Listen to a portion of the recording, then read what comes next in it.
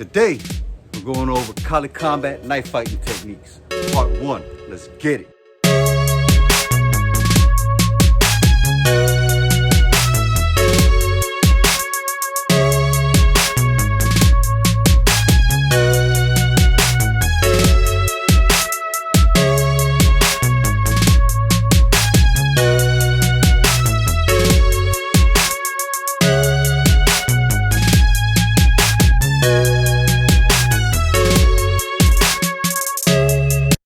In order to understand knife fighting techniques, you got to understand the angles of striking. So it's up and down, side to side, and crisscross. All right, so if you understand the angle of striking, then you got to understand you got to defend from those same angles all around, so that 360. The same angles you use for slashing are the same angles you're going to come from for stabbing. And switch. There's 8 angles of slashing here. So you would have to defend from those same angles.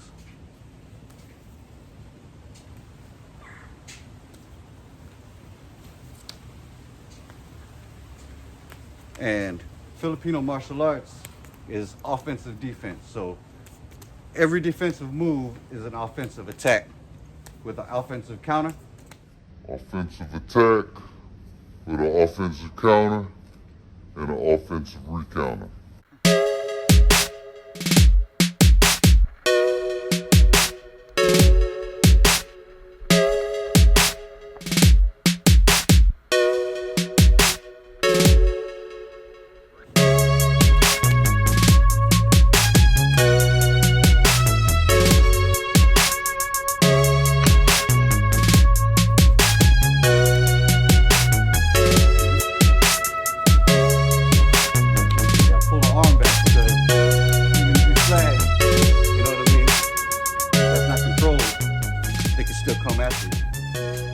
Now, in Filipino martial arts, the blade is basically the stick. So I'll practice it with a kukri here because the weight feels like a stick and it can rotate, spin just like a stick. And we're gonna use all the concepts from stick fighting. If you don't know, we're running Kali Sticks channel now, STIX.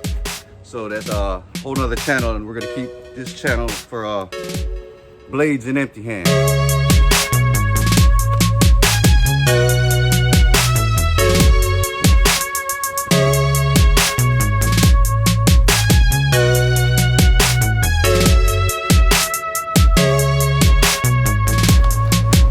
That way.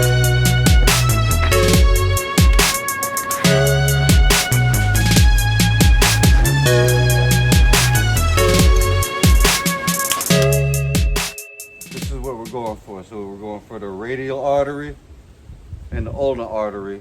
And then when we get closer in the range, here's the brachial artery. So you want to it'll just go up and it'll break off into one right here. So you can choose either or both.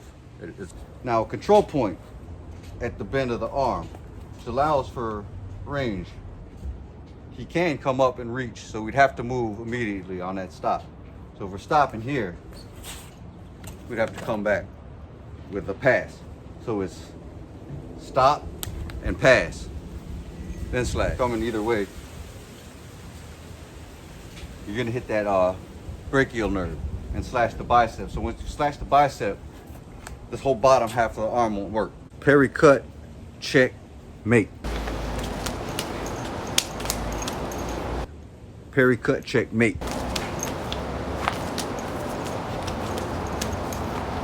Overstand. You cannot stop a blade attack with your hand or your elbow. You need to stop the arm that holds the blade. It's not gonna work. Now try these other blocks. I'm cut. You can't stop that. First thing you gotta do is stay out of range to attack the arm. So we're going over the concept of circular and linear.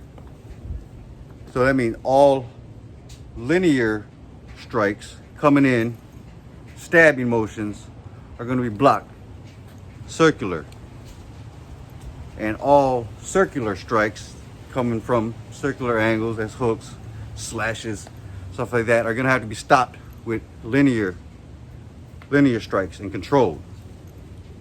So, or you would stop it and then move it with the momentum. I'm turning my body at the same time, or we're gonna move it out the way, because you can't stand directly. You'd rather have it hit a little bit and skin you, or hit your arm, than go right into your chest. So going to the side is your best option. So we come here and get the arm. And if you've seen the other videos where we're locking, Kali locks and Kali destructions, then you see that we're practicing empty hand like a knife. We're using double blocks, or parry, cover, hit, all those trapping drills we use with a knife, because you can't just stop the hand, you can't just stop the weapon, and you got to attack the arm. Abanico in Filipino martial arts, we basically practice with a stick. So comes from any direction. It's just basically the Spanish word for fan. So it's also the Tagalog word for fan, or fanning motion. So we use these as blocks and strikes.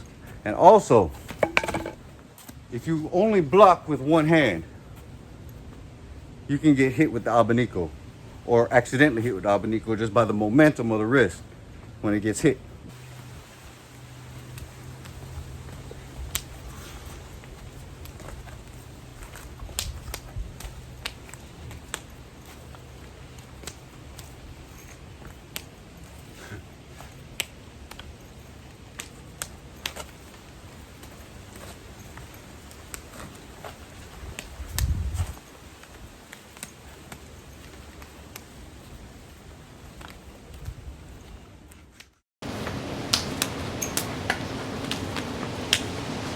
Functionality of your blade fighting. If you use it as a tool, you probably use it this way.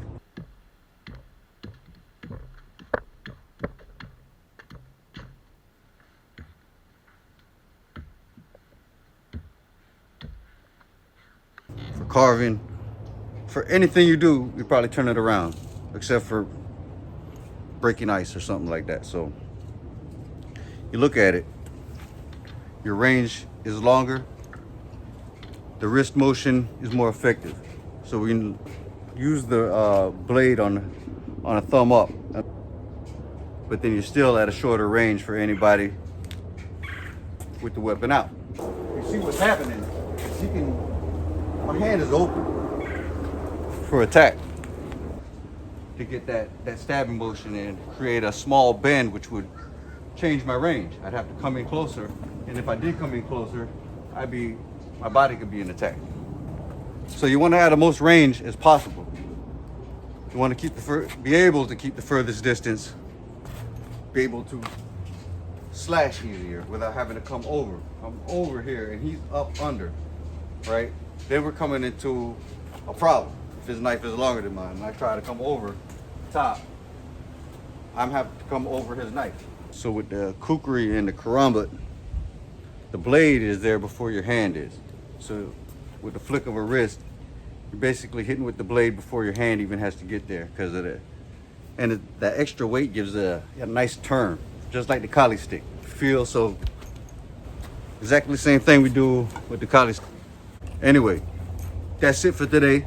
We got a lot more on this subject coming up soon, so subscribe and check out KaliCombat.org, and check us out on Facebook, Instagram, TikTok, Kali Sticks and Kali Combat. So all right, anyway, this is Solo Steve from Kali Combat. Peace.